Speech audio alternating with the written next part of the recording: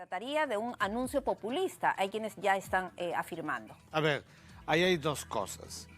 El proyecto de ley que ha presentado el congresista y la bancada, yo tendría que decir ahí que tengo mis reparos, mis recatos para que sea en verdad lo mejor encaminado. ¿Por qué razón?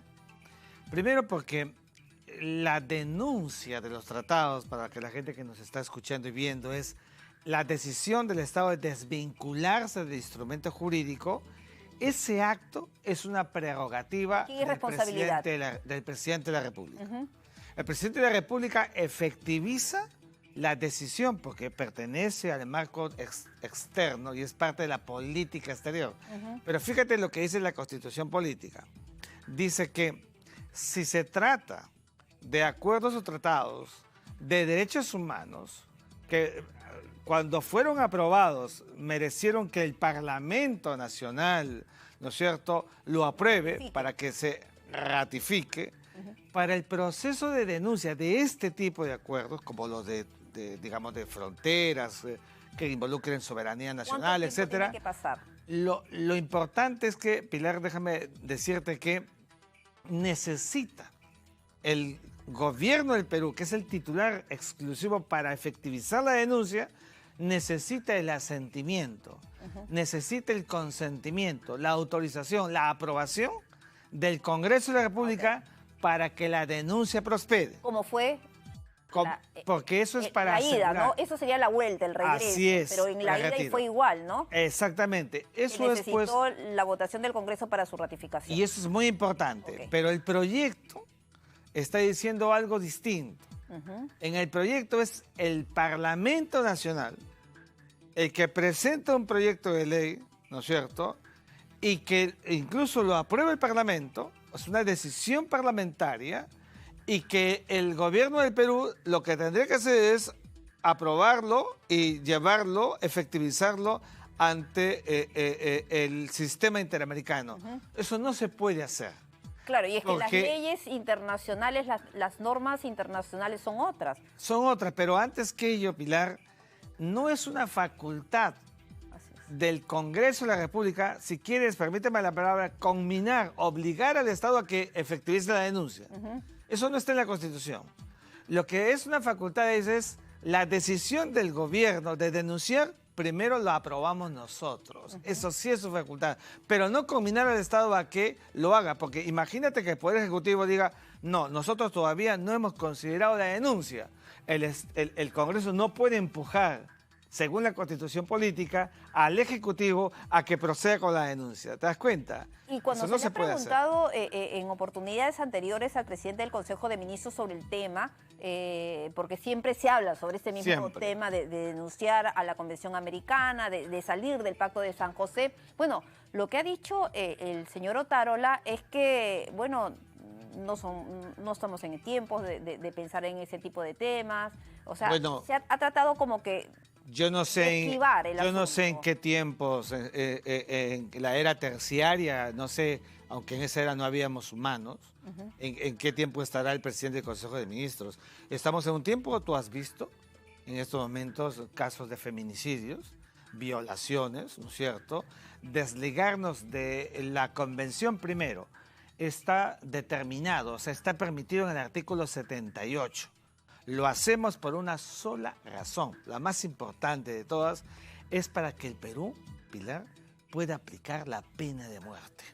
Hoy está prefigurada, establecida en la Constitución Política para el caso de traición a la patria durante una guerra externa. ¿No? Claro. Pero fíjate, tenemos ya en la Constitución para el caso de terrorismo, pero no podemos, estamos amarrados porque el artículo 4 de la Convención no nos lo permite. Si nos desligamos, que será un año el plazo, el término, el preaviso que le damos a la Corte, y luego nos desvinculamos de la Convención, el Perú podría perfectamente aplicarla no solamente para el caso de terrorismo, que ya está prefigurado, sino para otros delitos. Yo he propuesto para violadores de bebés, de menores de edad, claro, que mueren por el ultraje. También he propuesto hemos presentado a ese muchos caso. casos. Por supuesto. Eso significa, mira, Pilar, primero no hay que temer.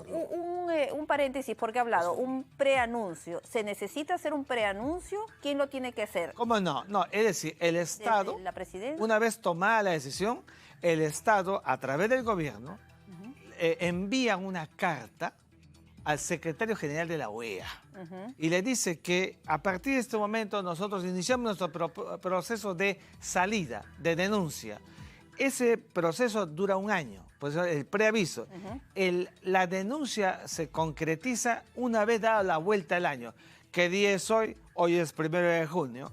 El 1 de junio de 2024 es el último día del plazo. Al día 2 de junio de 2024 estamos fuera del instrumento Solamente jurídico. Es un año para el preanuncio. Es un año que establece el artículo 78, el inciso 1 de este instrumento jurídico importante. Pero yo quiero decir algo más, fíjate. Al tiempo de hacerlo, tenemos que ser responsables. No nos podemos quedar sin supranacionalidad. ¿Y eso qué significa? Porque también lo dijo en esta ponencia que tuvo en el Congreso. Lo dije ayer, significa que cuando alguien siente que su derecho es violentado y no está satisfecho con una decisión del derecho interno, recurre a instancias internacionales. A una instancia internacional. Pero primero recurre a la Comisión Interamericana. Y la Comisión Interamericana es, juntamente con la Corte, los dos brazos. La ciudadanía, porque es otro punto que tocan mucho desde algunos sectores, no va a quedar completamente desprotegida. No va a quedar desprotegida frente a situaciones como la que usted señala. Por supuesto que no. Por eso tenemos que preocuparnos para tener supranacionalidad. Yo he propuesto, Pilar, hace buen tiempo, que en el marco de la Comunidad Andina pudiéramos tener un tribunal andino de derechos humanos, como el Tribunal Andino de Derechos Humanos de la Unión Europea o como el Tribunal de Derechos Humanos del Sistema Africano. Podríamos tenerlo. ¿Qué se necesita para eso? No se ponen de acuerdo para otros casos porque eso supone... Es una situación complicada en esos momentos, supone voluntad política. Cuando hay una armonía de la voluntad política... Bueno, se puede llegar muy lejos. Entonces hay que trabajar paralelamente. Pero para esto sí creo que es muy importante que siga produciéndose el debate como ayer se ha iniciado en el Congreso.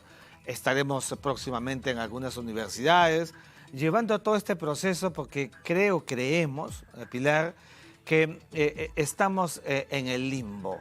No es posible que en el Perú haya una suerte de ley de la selva. Aquí todo pasa. Todo se hace, la gente siente impunidad, la gente siente que sus derechos son ultrajados, hay gente asesinada, homicidios a cada rato, y entonces la vida no vale nada. Víctimas de feminicidas que los dejan en libertad. Y por esa razón no hay que temerlo, porque en el imaginario existe aquello de que si nos salimos del Pacto de San José vamos a ser sancionados. ¿Has escuchado eso mucho? Así es. Es una tremenda mentira. ¿Por qué mentira? Porque primero está prefigurado en el artículo 78. Y hay un artículo además que señala que hay uno de los requisitos es dejar pasar un determinado tiempo. Un año. Un año. Un año. ¿Y cuánto tiempo tiene este tratado?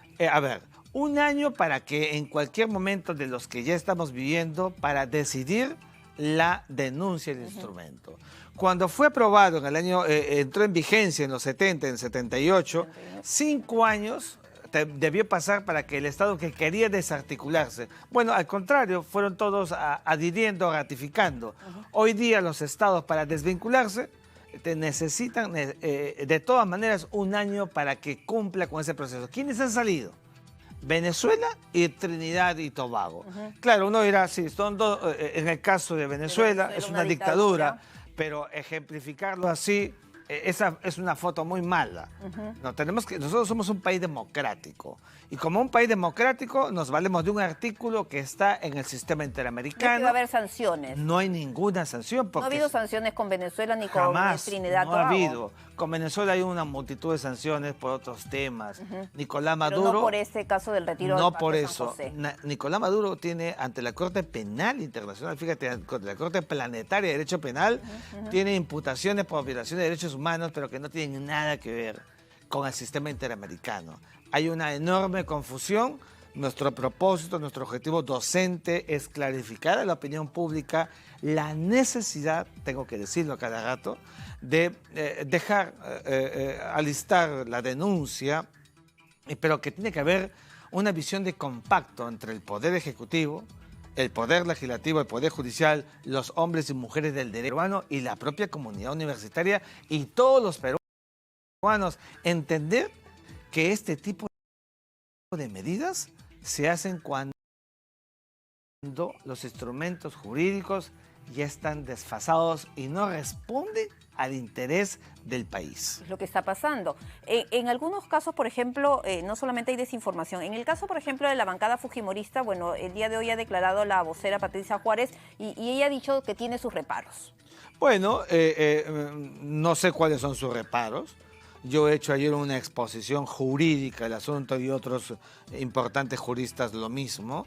Y yo creo que deberíamos mirarlo sin apasionamiento, sin ideología, sin ninguna carga subjetiva. Mirarlo en el libreto del realismo político que vivimos. Pilar, por favor. Entonces, si tú miras el sistema interamericano, la Corte y la Comisión Interamericana, en verdad, hace buen tiempo, están desaforadas de la verdadera realidad del país.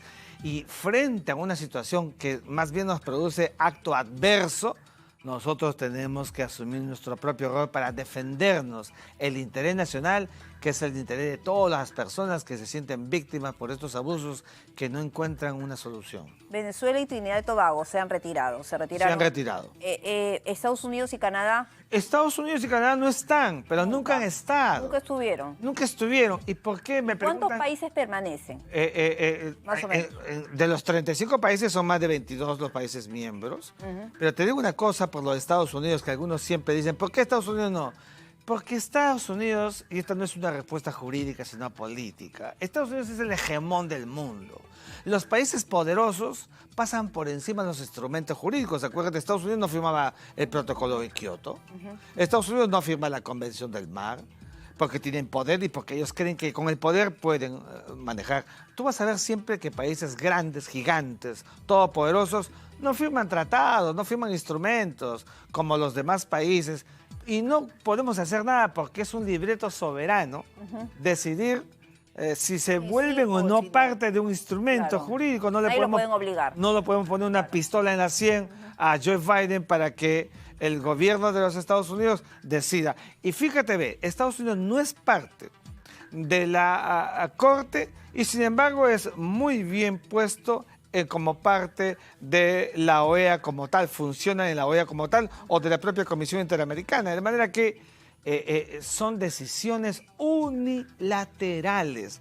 No satanicemos que el Perú se desafuere de un instrumento jurídico no se diga, que en estos momentos no responde a la necesidad nacional. Y al interés de muchos. Y no dejarse llevar por ese tipo de versiones que señalan que el Perú va a salir sancionado si decide una Fíjate, hoy en la tarde conversaba con algunos congresistas que me comentaban de la ponencia de ayer, y yo decía, pues, con mucho gusto, usted dígame en qué momento, en qué lugar, y les sigo explicando el tema, porque ellos son los que finalmente van a aprobar, o rechazar la denuncia que el Ejecutivo pudiera decidir, pero que recordemos otra vez, el camino es desde el Ejecutivo hasta el Congreso. Porque es una prerrogativa del presidente. Lo que no puede hacer el Congreso es aprobar una denuncia y decir al gobierno, bueno, ya aprobamos, ahora tú sigue el camino. Eso no se puede hacer. Claro, y escuchaba, ya para ir cerrando la entrevista, al congresista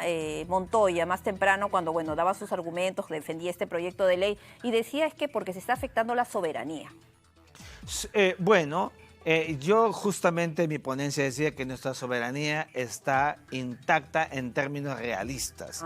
Lo que pasa es que cuando la Corte toma una decisión, y es una decisión que contradice nuestra realidad, es evidente que el Estado, por su soberanía, se puede volver rebelde. Y claro, si nos volvemos rebeldes, allí sí van a empezar a cortarnos todas las franjas de estabilidad de un Estado. Para que eso no pase, entonces mejor nos salimos del instrumento. Y eso significará más bien fortalecimiento de la soberanía, este concepto que está muy fuerte desde los tiempos de la Paz de Westfalia, de 1648, que le dio vida a un sistema internacional con Estado moderno, Pilar, que le dio al mundo gobierno, territorio y nación, que nos ha hecho fuertes a través de los recuerdo años. mis clases en la universidad. ¿Te acuerdas? Sí, sí, sí. Bueno, doctor, muchísimas gracias por haber estado con nosotros y ya vamos a ver cuáles son las acciones que se van a adoptar desde el Congreso, porque sí tendrían que haber algún ajuste. Tendrían que cambiar la ruta, ¿no? Para sí, yo creo que hay que cambiar la ruta, que continúe el debate, pero que vayamos firmes. No dobleguemos, que el país en verdad pide a gritos que se tomen decisiones en este tipo de asuntos. Perfecto, gracias por haber estado con nosotros.